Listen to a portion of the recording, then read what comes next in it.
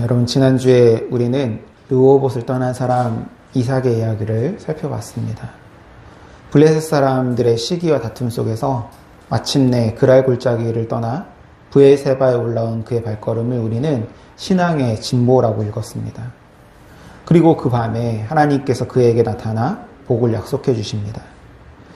그런데 오늘 본문은 그 다음 이야기를 들려줍니다. 아비멜렉이 그 친구 아우삭과 군대장관 비골과 더불어 그랄에서부터 이삭에게로 온지라. 그들이 일찍 일어나 서로 맹세한 후에 이삭이 그들을 보내매 그들이 평안히 갔더라. 그날에 이삭의 종들이 자기들이 판 우물에 대하여 이삭에게 와서 알려 이르되 우리가 물을 얻었나이다 하매 그가 그 이름을 세바라 한지라. 그러므로 그 성읍의 이름이 오늘까지 브엘세바더라. 그럼 말씀을 자세히 보시면 굉장히 이상한 장면이에요. 이삭은 분명히 르호봇을 떠나서 브엘세바로 올라왔습니다. 그런데 거기서 무엇을 합니까? 또다시 우물을 팝니다. 그리고 블레셋 왕과 맹세를 하게 되었습니다. 브엘세바라는 이름의 뜻이 맹세의 우물입니다. 결국에 이삭은 르호봇을 떠나 올라간 그 자리에서 또 다른 맹세의 우물을 팔았던 것입니다. 그랄 골짜기에서 브엘세바가 올라온 건 분명 신앙의 진보입니다. 그런데 오늘 본문은 우리에게 한 걸음 더 깊은 질문을 던지고 있는 것입니다. 떠난 거 좋다. 그러나 떠난 자리에서 그는 어디로 갔는가? 가나안의 중심으로 깊이 들어갔는가? 아니면 또 다른 경계선에 멈춰서서 또 다른 우물을 파고 또 다른 맹세를 했는가? 사실 브엘세바를 가나안 땅이라고 부르기에는 부적절한 측면이 있습니다. 지금처럼 국경선이 분명하게 그어진 것도 아니어서 그 땅의 주인이 불분명하기도 하였고 결정적으로 하나님께서 약속하신 땅은 예루살렘, 헤브론, 마므레와 같은 가나안의 중심 지역이었기 때문입니다. 브엘세바는 가나안의 최남단으로 블레셋과 맞닿아 있는 변두리 도시였습니다. 그런 의미에서 브엘세바는 가나안이지만 가나안이 아닌 도시. 브엘세바는 가나안을 살지만 화려한 도시 애굽을 추구하던 이스라엘의 마음이다. 이렇게 말할 수 있습니다. 여러분 이게 이스라엘의 문제예요. 그리고 동시에 우리의 문제입니다. 경계선에 있는 신앙. 하나님의 가나안과 세상의 애굽 사이의 경계선에 서 있는 신앙. 이 이야기를 좀 더 발전시켜 보면 보통 이스라엘의 경계를 이야기할 때 전형적으로 쓰는 표현인데 이런 표현입니다. 단에서부터 브엘세바까지. 여기서 단은 이스라엘의 최북단 도시이고 브엘세바는 최남단 도시입니다. 두 도시의 특징은 모두 경계선의 도시라는 겁니다. 여기서 단은 어떤 곳이냐면 솔로몬이 죽고 난 다음에 이스라엘 왕국이 분열하게 됩니다. 북이스라엘과 남유다로 나누어져 대치하는 상황이 벌어져요. 당시에 북이스라엘의 왕이었던 여로보암은 걱정거리가 하나가 있었는데 그것은 백성들이 때마다 예배하러 예루살렘으로 내려간다는 것이었습니다. 문제는 예루살렘이 남유다 땅이었다는 거예요. 백성들이 내려갔다가 안 돌아올 수도 있고 또 남유다의 선전에 현혹되어서 올 수도 있고 또 돌아오는 백성들 무리 속에 간첩등이 섞여서 들어올 수도 있고 그러한 문제들이 발생되자 여로보암은 예루살렘에 내려가지 않고 예배할 수 있는 예배초소를 만드는데 그 예배초소가 세워진 곳이 바로 단과 베델입니다. 단은 앞서 얘기한 것처럼 이스라엘의 북쪽 경계선이었고 베델은 남유다와의 경계선, 남쪽 경계선입니다. 문제는 여로보암이 그 제단에 무엇을 세웠냐면 금송아지를 세웠다는 겁니다. 금송아지는 블레셋에서 출애굽에서 시내산 광야에 출애굽할 때 시내산 광야에서 모세가 하나님의 부름을 받고 산에 올라가자 내려오질 않는 거예요. 그때 백성들이 아론을 중심으로 금송아지를 만들었던 사건이 있죠. 그런데 그 금송아지를 뭐라고 부르냐면 너희를 애굽에서 인도해낸 너희의 하나님 여호와다 이렇게 아론이 선포합니다. 그러니까 무슨 얘기냐면 겉으로 보이는 외면적인 것은 금송아지이지만 그들이 생각 속에 있는 고백은 여호와 하나님이라는 거예요. 여로보암이 바로 그 금송아지 제사를 부활시킨 것입니다. 여러분 이게 경계선인 거예요. 또 아모스서를 보게 되면 북쪽 경계 도시인 단과 남쪽 경계 도시인 브엘세바에 유난히 많은 것이 있는데 그건 우상 숭배의 흔적들입니다. 아모스서 8장 14절을 공동번역으로 보게 되면 사마리아 여신 아시마를 두고 맹세한 것들, 단의 신이 살아있다 하고 브엘세바의 신 도드도 살아있다 하면서 그 신을 두고 맹세한 것들은 모두 쓰러져 다시 일어나지 못하리라. 그러면 여러분 왜 이 두 도시에 우상숭배가 넘쳐났을까? 여러분 우상숭배라는 것은 결국 내 마음과 내 뜻대로 살고 싶어하는 욕망의 결론입니다. 내가 내 뜻대로 살고 싶은데, 내가 내 마음대로 살고 싶은데, 내가 내 마음대로 살고 싶은 바로 그 부분이 하나님이 정하신 지경 밖인 것입니다. 그런데 그 지경 밖으로 나갈 만큼 용기는 없고, 그렇다고 해서 하나님께로 깊이 들어가기는 싫고, 그래서 어디에 있냐면 그 중간, 어중간한 중간, 경계선에 서 있는 거예요. 그러니까 그 표현은 뭐냐면 세상을 쫓기 때문에 금송아지이지만 자기의 신앙 고백은 하나님을 믿는다는 이런 이중적 삶의 태도를 취하게 되는 것입니다. 그러한 경계성의 상징인 브엘세바와 단에는 우상숭배가 넘쳐날 수밖에 없었던 것입니다. 이후에 고고학자들 조사에 의하면 브엘세바는 지금 없습니다. AD 700년경에 아랍 제국이 이 팔레스타인 땅을 다 점령하는 과정에서 완전히 파괴되고 사라지게 됩니다. 근데 고고학자들의 조사에 의하면 브엘세바에 뿔 달린 제단이 발견되었다고 해요. 그건 우상을 숭배하던 제단들이었습니다.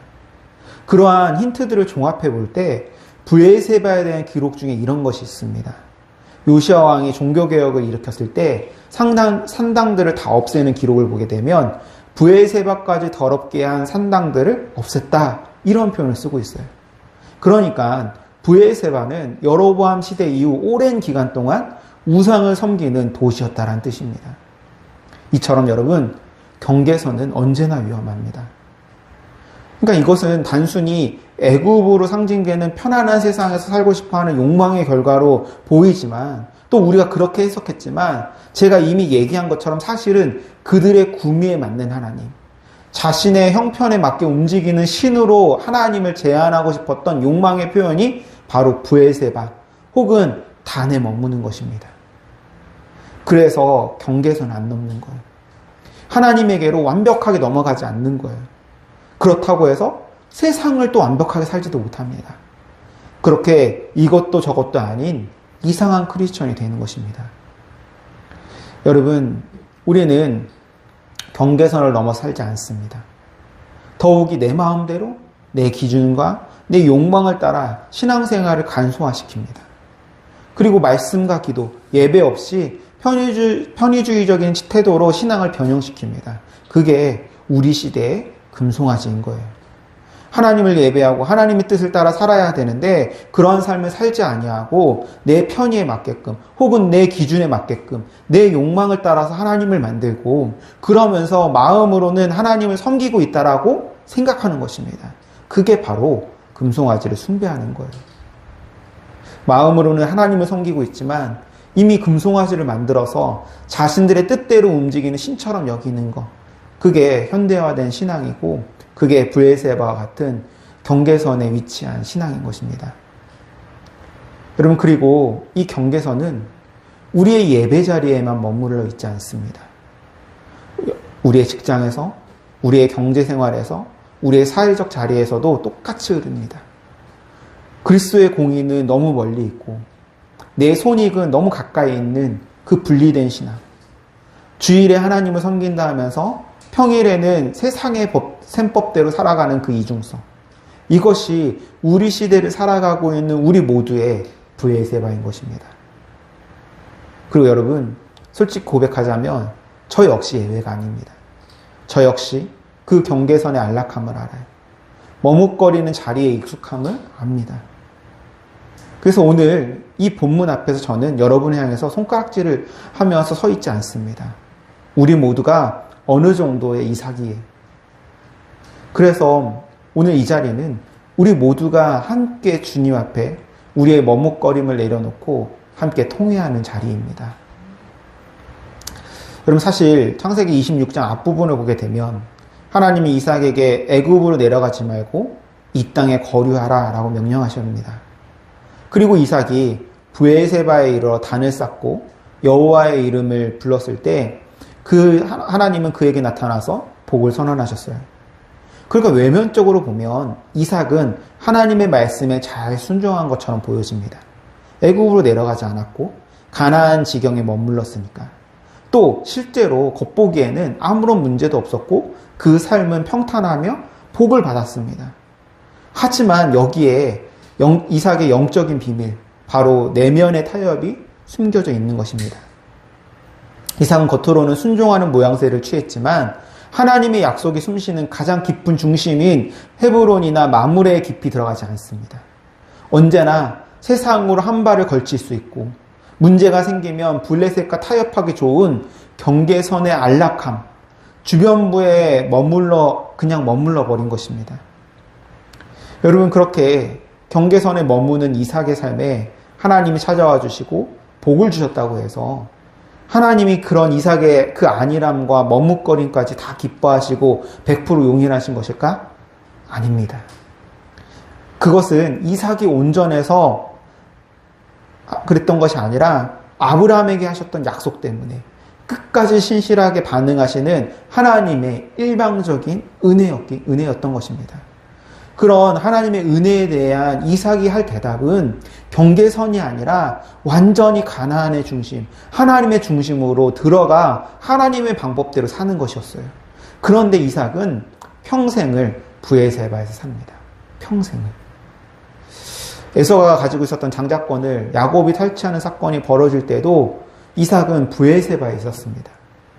그 사건 이후에 이삭의 기록이 없다가 마지막에 죽은 장소에 대한 기록이 나오는데 그게 35장 27절에 기앗 아르바의 마므레라고 쓰고 있습니다. 말씀 읽어보면 야곱이 기앗 아르바의 마므레에 가서 그의 아버지 이삭에게 이르렀으니 기앗 아르바는 곧 아브라함과 이삭과 거류하던 헤브론이더라. 이삭이 나이가 180세라. 이삭이 나이가 많고 늙어 기운이 다함에 죽어 자기 열조에게로 돌아가니 그의 아들 에서와 야곱이 그를 장사하였더라. 여러분, 정황상 이삭은 죽을 때가 돼서야 아버지 어머니가 묻힌 마므레로 올라간 것입니다. 아무것도 할 수 없을 때, 그때 비로소 돌아간 거예요. 이게 이삭의 마지막 선택이었습니다. 여러분, 그 마므레가 어떤 자리였습니까? 아버지 아브라함의 영적인 덫을 박아주고 평생 하나님과 동행했던 그 자리입니다. 이삭은 결국 아버지가 가르쳐준 그 자리에서 죽음을 앞두고서야 돌아온 것입니다. 그런데 여러분, 이 장면을 보면서 우리가 꼭 기억해야 될 것이 있습니다. 우리는 누구입니까? 우리는 이삭보다 훨씬 더 큰 은혜를 받은 사람들입니다. 할렐루야. 여러분, 예수 그리스도께서 우리를 위해서 친히 십자가를 지시고 우리를 약속의 중심으로 이끌어 들이셨습니다. 갈라디아 3장 29절은 그래서 우리에게 이렇게 말씀하십니다. 너희가 그리스도의 것이면 곧 아브라함의 자손이요 약속대로 유업을 이을 자니라. 할렐루야. 여러분, 우리는 죽을 때가 돼서야 마지못해 헤븐으로 가야 하는 자들이 아니라는 것입니다. 우리는 이미 그리스도 안에서 헤브론에 속한 자들인 것입니다.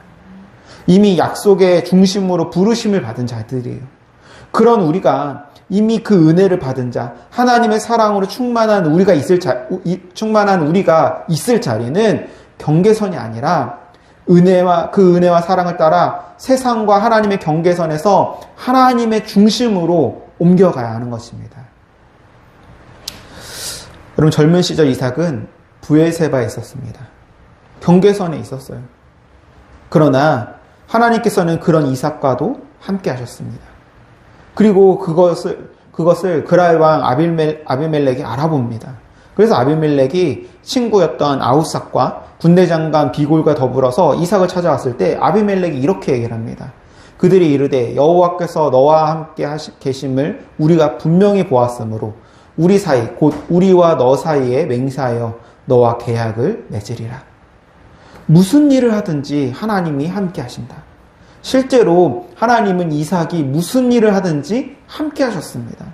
이 말은 하나님이 이삭의 뜻대로 반응하셨다는 뜻이에요. 다시 말해서 내 뜻대로 주장하고 내 마음대로 살아도 하나님이 그와 함께 하셨다는 뜻입니다. 여러분, 지난주 설교와 지금 이 얘기를 잘 이해하셔야 돼요.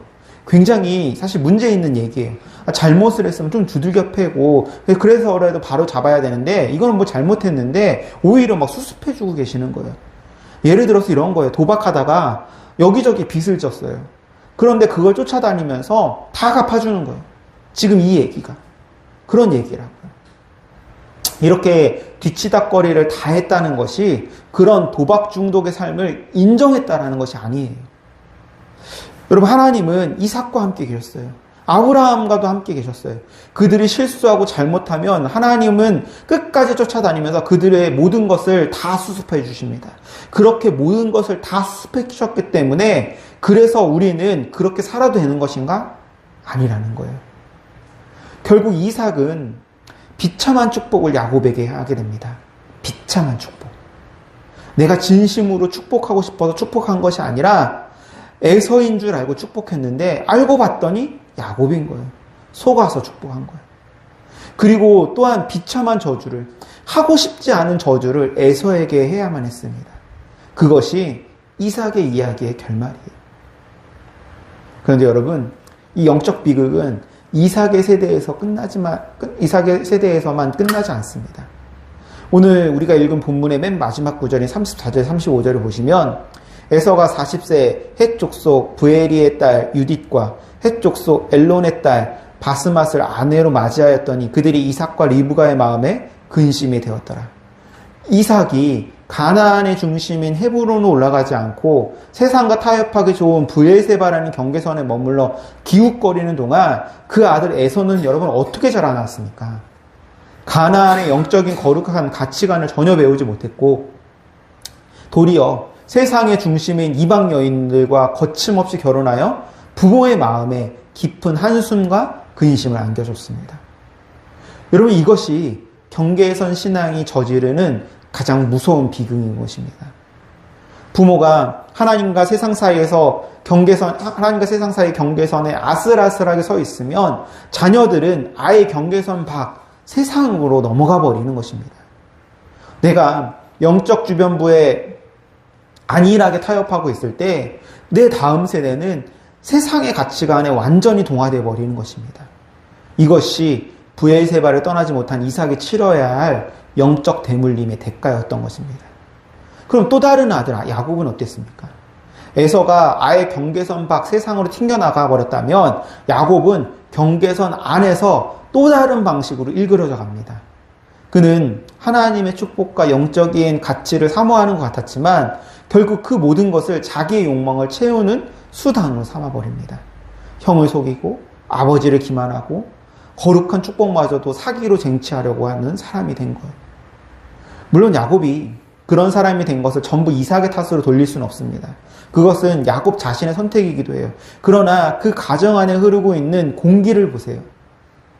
바로 다음 장 27장을 보게 되면 이삭은 에서를 편애합니다. 왜 편애하는 줄 아세요? 에서가 사냥한 별미를 좋아했기 때문입니다. 자기 입맛에 맞으니까.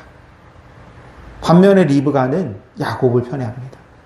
그리고 남편을 속여가면서까지 자기 마음에 드는 아들에게 축복이 가도록 책략을 부립니다. 여러분, 이게 바로 경계선의 공기입니다.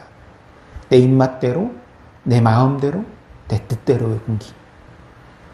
부모가 하나님의 약속이 아니라 자기 기호에 따라 자녀를 대하고 부부가 함께 하나님 앞에 서지 못하고 각각 자기의 책략을 부리는 가정.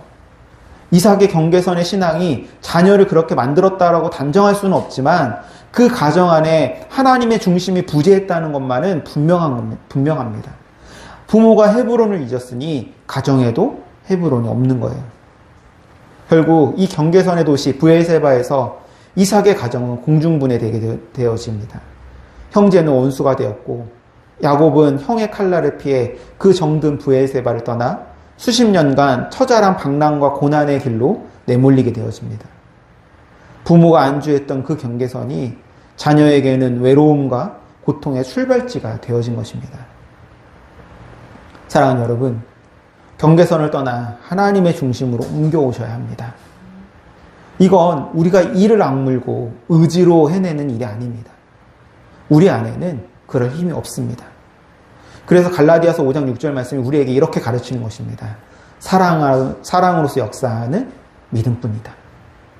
우리를 움직이는 것은 의무가 아니고 결단의 비장함도 아니고 늦기 전에 하는 두려움도 아닙니다. 이미 받은 은혜에 대한 사랑의 응답이에요.